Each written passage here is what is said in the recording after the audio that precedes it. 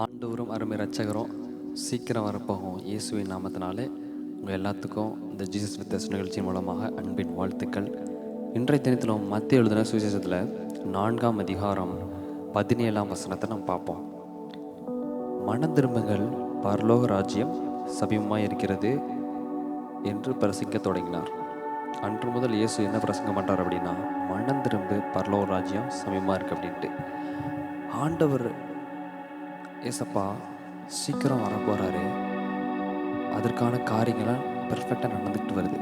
நீங்கள் பார்க்கலாம், ஜனத்துக்கு விரோதமாக ஜனம் எழும்பிட்டு, ராஜ்யத்துக்கு விரோதமாக ராஜ்யங்கள் எழும்பி வருது, ஒரு நாட்டுக்கு விரோதமாக இன்னொரு நாடு எழும்பி வருது, பிரச்சனைகள்லாம் நிறையா வருது.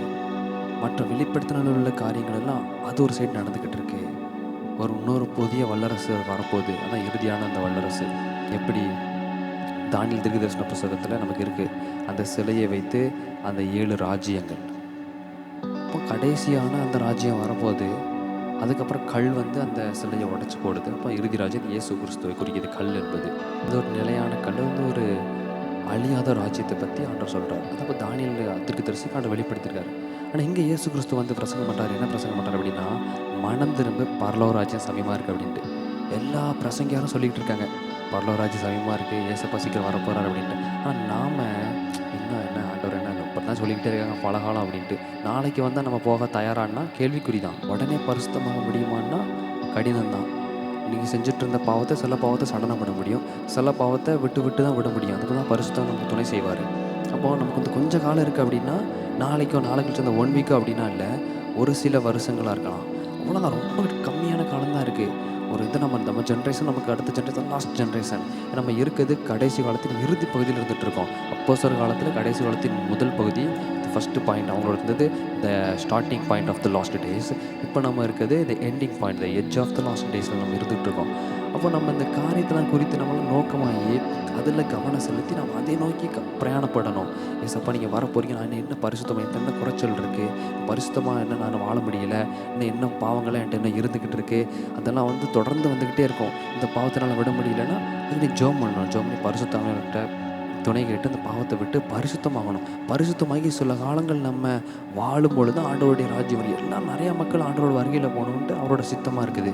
நிறையா மக்கள் நம்ம போகணும், அது ஆண்டோட சித்தம். எல்லாருக்காக ஆண்டவரத்தை சிந்தினார்.